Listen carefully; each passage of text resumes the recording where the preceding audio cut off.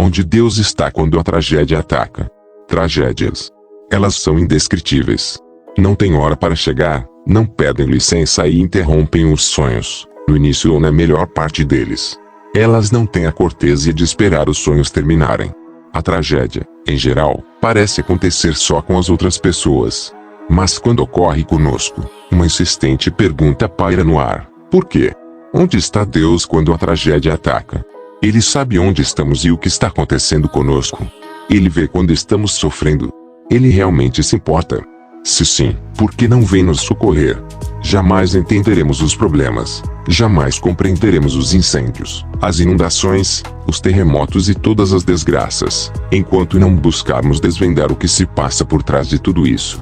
Não há meio de entendermos o sofrimento, enquanto não entendermos a Deus. Precisamos entender o dilema divino. Deus não queria brinquedos para manipular e controlar. Ele não criou robôs. O Criador não tensionou formar pessoas movidas à bateria. Ele queria gente de verdade a quem ele pudesse amar e de quem pudesse ser amado. Queria que fossem livres para escolher. Vamos ler o que se encontra em Josué 24:15. Porém, se vos parece mal aos vossos olhos servir ao Senhor, escolhei hoje a quem servais, se os deuses a quem serviram vossos pais, que estavam da além do rio, ou os deuses dos amorreus, em cuja terra habitais. Porém, eu e a minha casa serviremos ao Senhor. Essa foi a liberdade de escolha que Deus deu aos anjos e a todos os seres criados. E quando Deus fez isso, ele correu um tremendo risco. Alguém, em algum lugar, poderia escolher se rebelar. E foi exatamente o que aconteceu. O profeta Isaías escreveu a esse respeito: como caíste do céu, ó estrela da manhã, filho da alva. Como foste lançado por terra, tu que debilitavas as nações. E tu dizias no teu coração: eu subirei ao céu, acima das estrelas de Deus exaltarei o meu trono, e no monte da congregação me assentarei, da banda dos lados do norte. Subirei acima das mais altas nuvens, e serei semelhante ao Altíssimo. Isaías, VT, 14:12-14. Lúcifer era o filho da alva. Era o anjo mais elevado do céu, que ficava junto ao trono. Mas, ele ficou orgulhoso e quis ocupar o lugar de Deus. Aprendemos mais sobre esse assunto no livro do profeta Ezequiel. Tu eras querubim ungido para proteger, e te estabeleci. No monte santo de Deus estavas, no meio das pedras afogueadas andavas. Perfeito eras nos teus caminhos, desde o dia em que foste criado, até que se achou iniquidade em ti.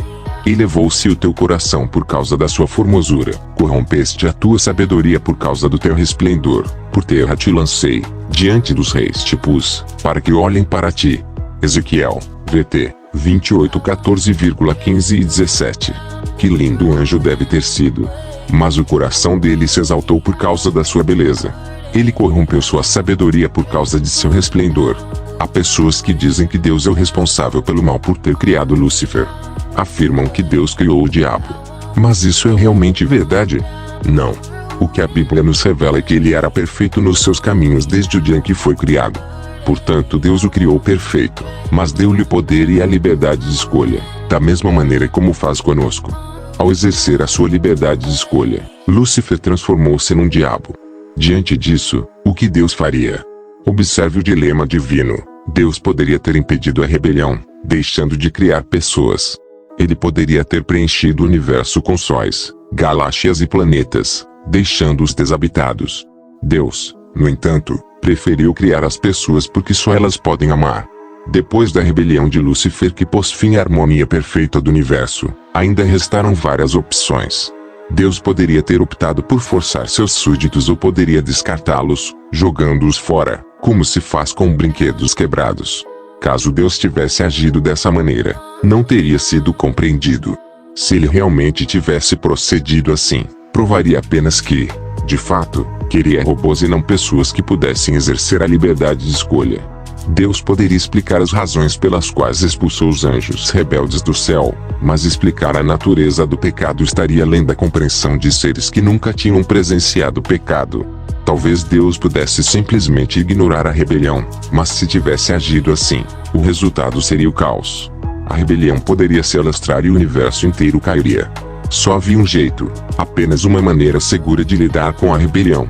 Teria que ser permitido ao pecado demonstrar seu caráter. E isso levaria tempo, muito tempo. Implicaria em milhares de anos de sofrimento, guerras, catástrofes, ódio e violência. Tudo isso causado pelo anjo rebelde. Seria necessário tempo suficiente para que seres humanos, anjos e habitantes de outros mundos vissem a verdadeira face do pecado. Deus então poderia finalmente destruir o pecado sem nenhuma voz de reprovação. O pecado será destruído um dia. A segurança do universo exige isso. Mas Deus não tomará essa decisão extrema se não tiver a aprovação de todos os seres inteligentes. Entretanto, a rebelião demandou uma ação imediata da parte de Deus. E o resultado foi uma guerra no céu.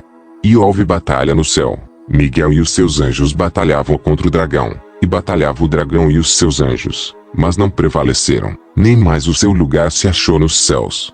E foi precipitado o grande dragão, a antiga serpente, chamado o Diabo, e Satanás, que engana a todo mundo. Ele foi precipitado na terra, e os seus anjos foram lançados com ele. Apocalipse, NT, 12:7-9. Guerra no céu. Miguel, outro nome para Jesus, e seus anjos lutaram contra o dragão, antes Lúcifer, agora Satanás, e seus anjos. E Satanás e seus adeptos foram expulsos do céu. A rebelião de Lúcifer havia trazido uma assustadora nota de discórdia à harmonia perfeita do céu. A ameaça de ela se espalhar pelo universo era real. Uma decisão devia ser tomada. A despeito de saber do risco que envolveria o nosso planeta, o plano da criação seria mantido. Os seres humanos, como todas as demais criaturas, seriam criados com poder e liberdade de escolha. E quando o plano da criação deste mundo foi executado, como Deus se sentiu? Deus estava tranquilo, porque sabia exatamente o que fazer caso Adão e Eva aceitassem a rebelião proposta por Satanás. Deus enfrentaria não com força nem com armas, mas com uma cruz. A Trindade havia concordado que, se os seres humanos se juntassem à conspiração, Deus o Filho, a segunda pessoa da Trindade, viria à Terra para morrer em lugar do homem. Mesmo tendo descansado naquele primeiro sábado, ele já possuía o Calvário em seu coração. E adoraram-na todos os que habitam sobre a terra, esses cujos nomes não estão escritos no livro da vida do Cordeiro que foi morto desde a fundação do mundo. Apocalipse 13:8. Que declaração! Ela nos conta uma tremenda história. O Cordeiro, Jesus, estava pronto para morrer desde a fundação do mundo. Esta seria a arma com a qual Deus combateria o pecado, o Cordeiro morto numa cruz. E com essa arma, ele seria vencedor. E agora, o que faria Satanás?